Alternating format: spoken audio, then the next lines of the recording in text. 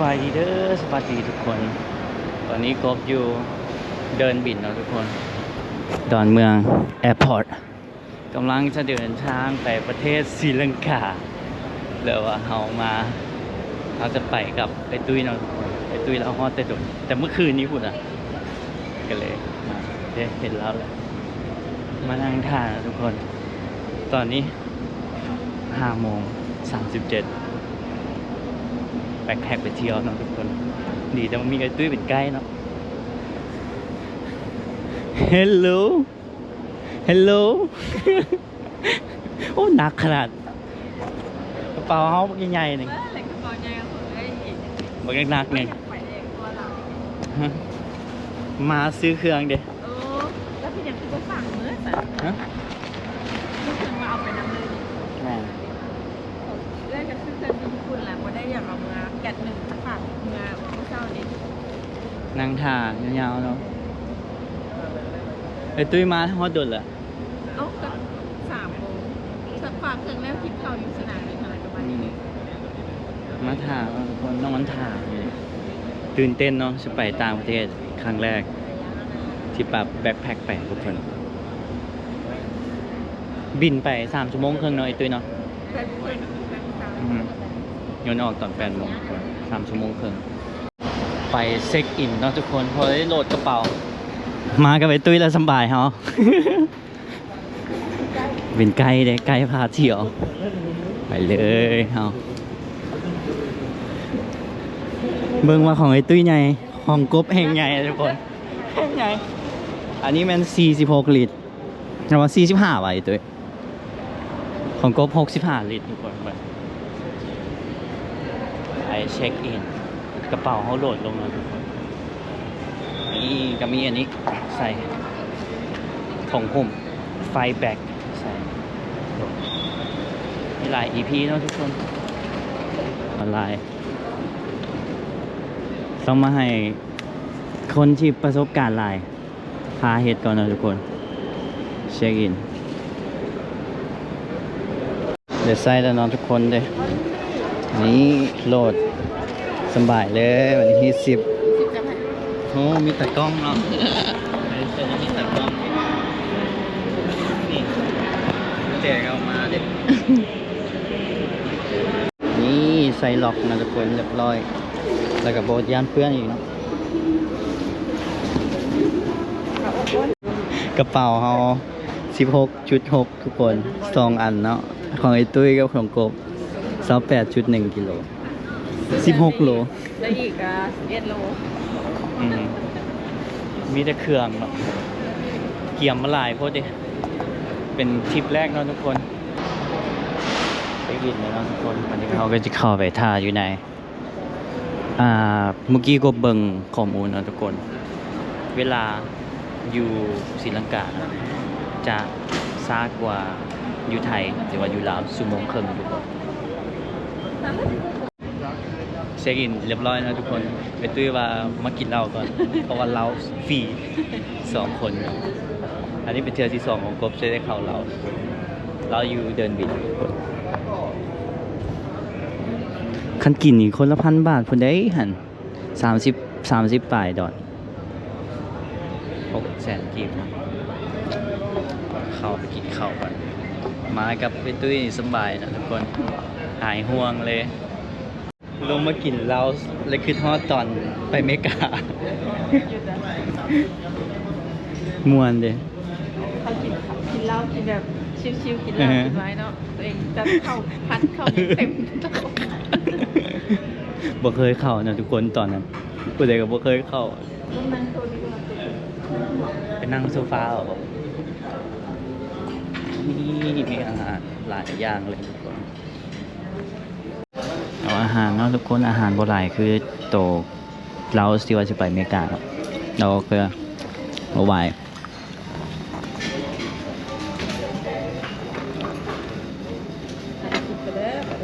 เข้าเรื่องกินแห้ง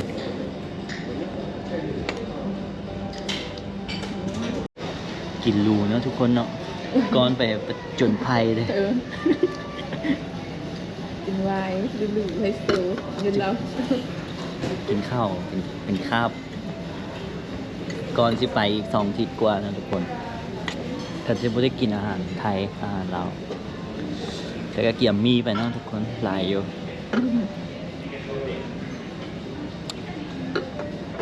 อันนี้แม่นยังดู ไวน์ วาย อันโรสสปาร์กิ้งโรเซ่ sparkling rose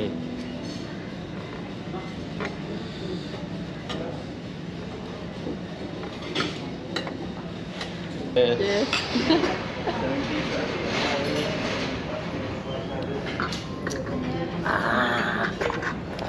ผมดูทุกคนจะมองเขาขึ้นยนต์ในตัวเองจะไง เจ็ดโมง ครึ่ง 40 7:40วันนี้ขึ้นยนต์นะทุกคนเขากำลังจะไปศรีลังกา ไปเมืองโคลัมโบนะทุกคนใช้เวลาไป3 ชั่วโมงครึ่งเด้อกี่ยนต์เช็คอิน อันนี้น่าจะเป็นคนบ้านเขาเจ้าเนาะกลับบ้านนะทุกคนก็คือคล้ายๆอินเดียเลยบ้านเขาเจ้าเนาะแล้วก็มีพวกต่างประเทศไปนะก็หลายอยู่เด้อน่าจะได้มูมาหลายนะทุกคน ตอนนี้รู้สึกตื่นเต้นนะทุกคน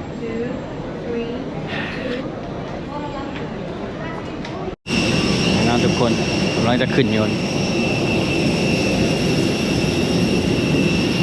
พอเขาแจวอะโอเคพอดี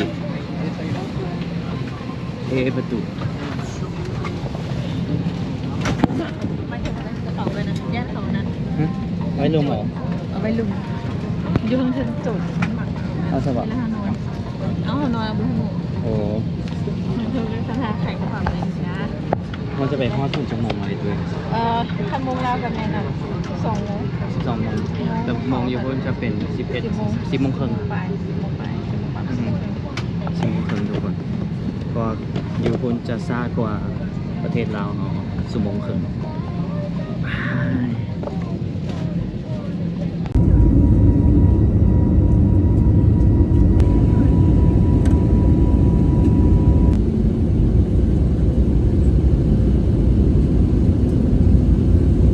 Place your own mask first before assisting others under your care. เสื้อชูชีพอยู่ นอนแล้วเนาะทุกคนตอนนี้โมงอยู่ศรีลังกา10 โมงทุกคนใช้เวลา3 ชั่วโมงครึ่งเนาะทุกคนเดินบิน อันนี้แม่นสนามบินโคลัมโบนะทุกคนรู้สึกว่าใหญ่กว่าสนามบินบ้านเฮาเนาะ และพระราชบัญญัติการเดินอากาศ ขอขอบพระคุณในความร่วมมือค่ะ อันนี้คาสิโนอยู่เดินบินน้องๆทุกคนนะคาสิโนเบลลาจิโอโคลัมโบเดินบินโคลัมโบนะทุกคน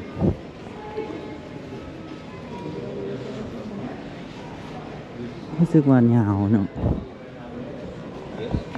มันก็ใหญ่อยู่เด้เนี่ยคุณมันเป็นแบบนี้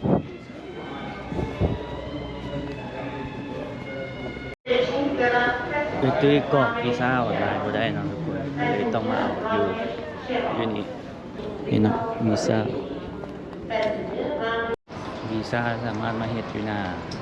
นี่ได้เนาะทุกคนอยู่เดินบิน$60 1,200,000 1,300,000 เก็บทุกคน เป็นเงินบาทครับ1,963 บาท ไวเถอะมันน่ามาดูด ไวเนาะแป๊บเดียวเฮ็ดวีซ่าแป๊บเดียวจะมาเอากระเป๋าพวกเขาโหลดมาเนาะแบ็คแพ็คบัดนี้จะปวดหลังต่อไปบัดนี้ใหญ่กว่าอยู่ลาวเนาะทุกคนเบิ่งคนก็มาเที่ยวหลายเลยทุกคนเบิ่งฝรั่งมีจีนนำเนาะชุ่งชิงเชิงชังช่องเชิงเมื่อกี้ย่างกายแบบเห็นลมเนาะ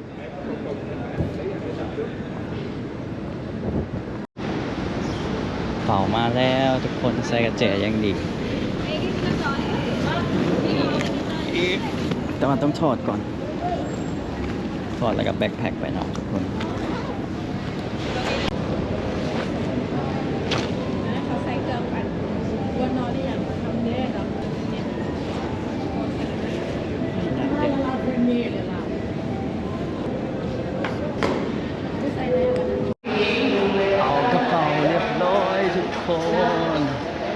เป็นประเทศที่4ของผม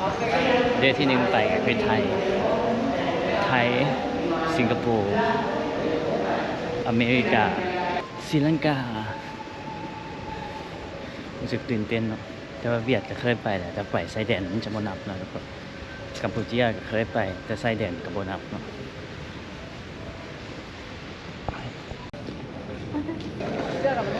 ออกมาแล้วเนาะทุกคน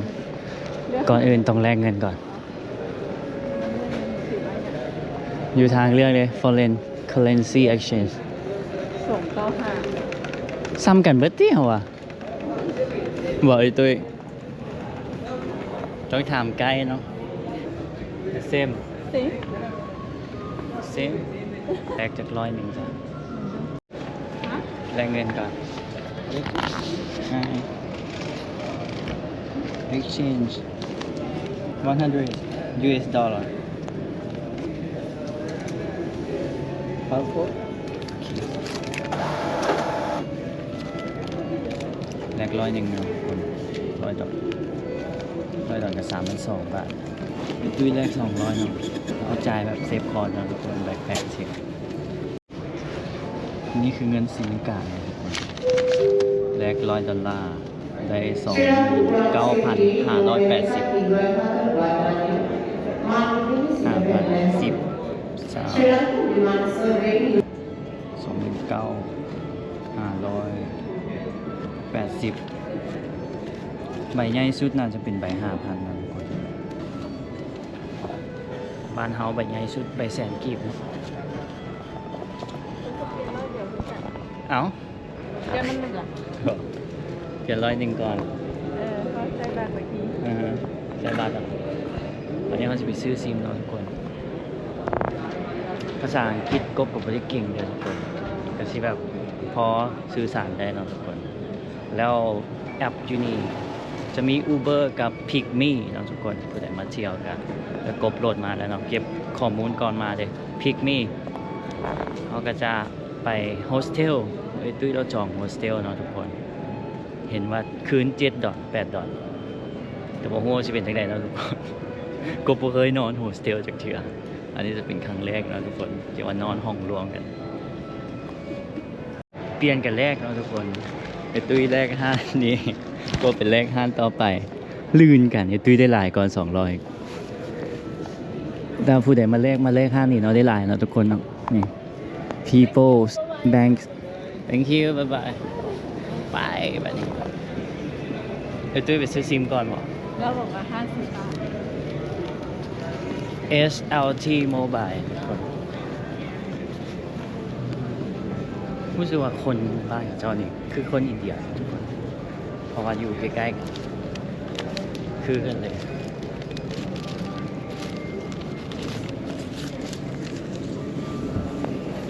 There is first How you Yeah, start? it's 7 days. Yeah. You start today, you will Today's drive first 5, 6, 7, 8. 8, right? Yeah, it Sunday? will be finished from 8. 8, okay. okay. Good. Yeah. Go How for much this one. is it?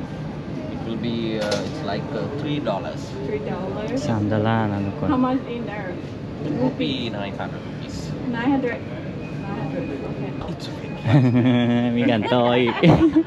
เป็นตุ้ยมีการต่อนะ Okay, I will get that. Oh, what's this is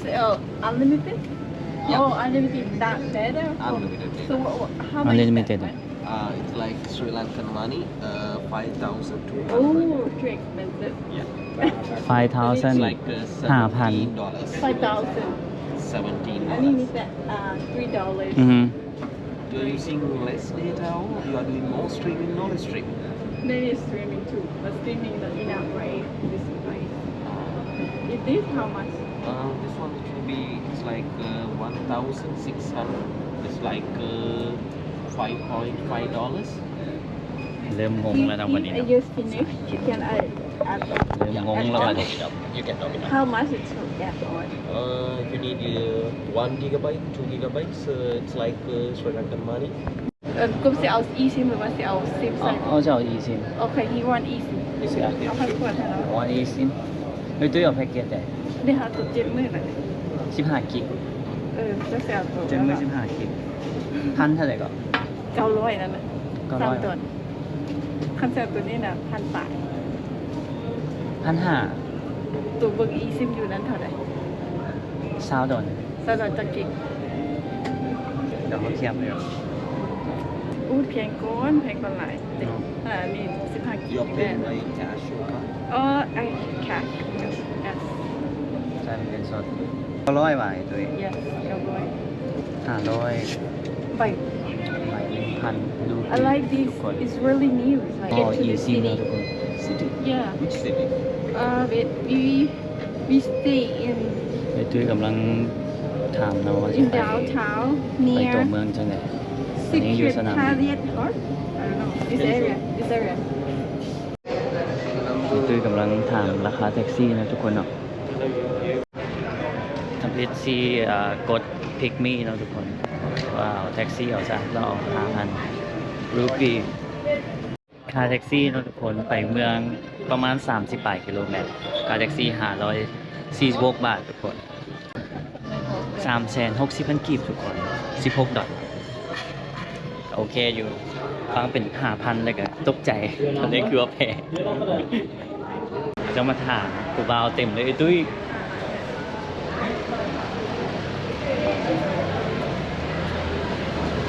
มาถามหาพี่น้องเจ้านะ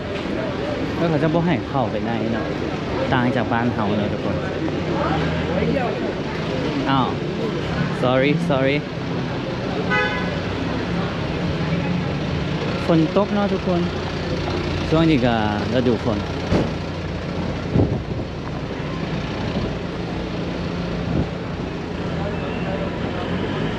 อากาศก็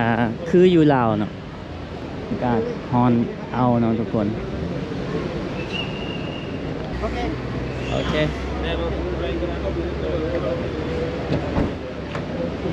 ถ้าเฮาสินั่งหน้า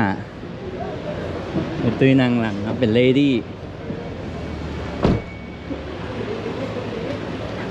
แต่งตัวดีจังไหนอยู่เด็กข้างๆเลยวัยรุ่น แต่งตัวดีได้ ก็คือบ้านเราแหละ เนาะ คนมีตังค์ก็แต่งตัวดี ก็คือภาพยังบ่ได้มาเนาะคือว่ามันสิเป็นอย่างนั้นทุกคนมันกับบ่ได้คืออย่างที่คิดเด้ เขาพูดจะเลยไม่หาตัวยาวเลย อืมแต่ว่าเขาเจ้าขับฟังขวาเนาะ ตอนนี้คืออยู่ไทยนะครับ คืออยู่ไทยไปเราจะเข้าไปในเมือง30เท่าไหร่กิโล34 กิโลก็โอเคได้เฮาว่าคนละแสนป่ายอย่างเงี้ยตุ้ยนั่งแท็กซี่อยู่เวียงกับกาย ใกล้ๆ เราก็มาสตาร์ทรถให้ทานเนาะพอนให้นี่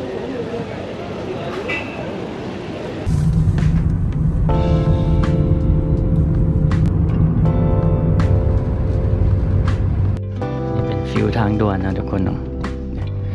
อันนี้พ่อก็กระจายเงิน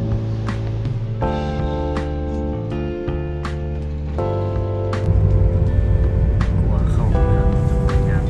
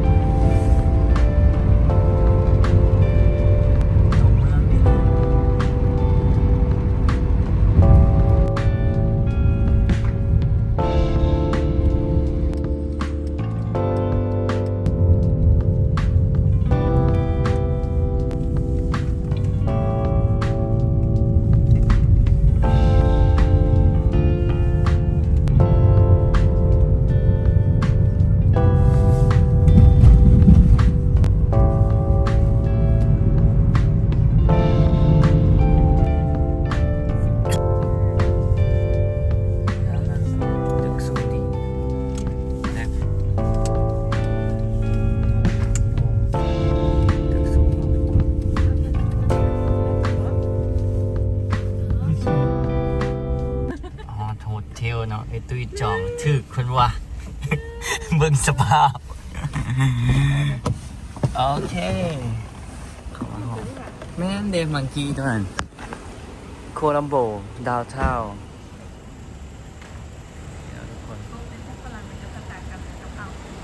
บ่ฝรั่งค่ะโอเคว่าเป็นอย่างนี้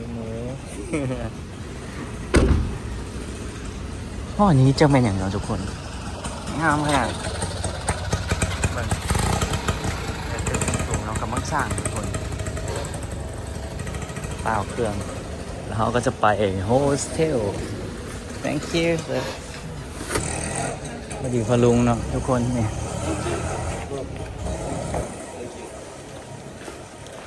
แมนอยู่ว่าไอ้ตุ้ยตามรีวิวหุ้มน่าจะเป็นตอนเฮ็ดเนาะมันใหม่ๆนี่ก็มีฝรั่งนี่นอนด้วยนี่เนาะส่วนใหญ่เขาจะมีรถตุกๆหลายนะทุกคนเป็นยังไงเนาะบัดนี้มีหลายคนเนี่ยเนาะมีหมูนะ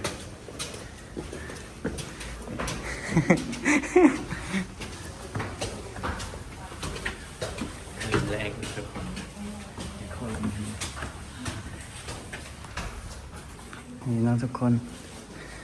โฮสเทลของ Hi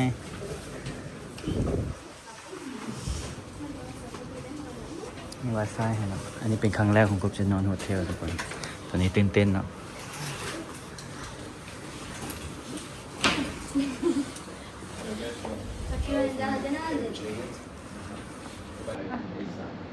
No, I asked you this page number. I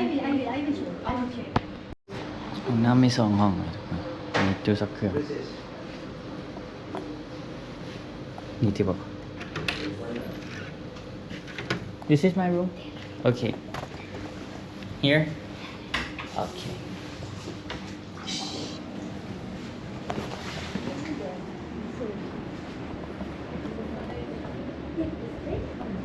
Okay.